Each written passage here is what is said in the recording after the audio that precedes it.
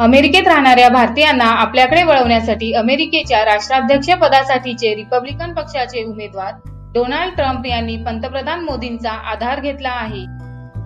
अमेरिकेच्या राष्ट्राध्यक्ष पदासाठी 8 नोव्हेंबर रोजी मतदान होणार आहे। या निवडणुकीच्या रणधुमाळीत ट्रम्प यांनी एका जाहिरातीद्वारे सर्व भारतीयांना दिवाळीच्या शुभेच्छा दिल्या आहेत। त्याचबरोबर पंतप्रधान मोदींच्या 2014च्या लोकसभा निवडणुकीतील भाजपाने वापरलेल्या अब की बार मोदी सरकारच्या नाऱ्याचा आधार घेत अब की बार ट्रम्प सरकार हा नारा दिला आहे।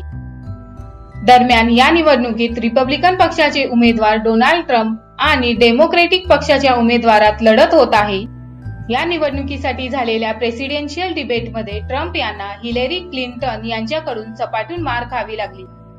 याचाच भाग म्हणून न्यूजर्सी रिपब्लिकन हिंदू कॉलिशनने एका चॅरिटी कार्यक्रमाचं आयोजन केलं होतं। यामध्ये सहभागी झालेल्या ट्रम्प यांनी पंतप्रधान मोदींची मुक्तकंठाने स्तुती केली होती।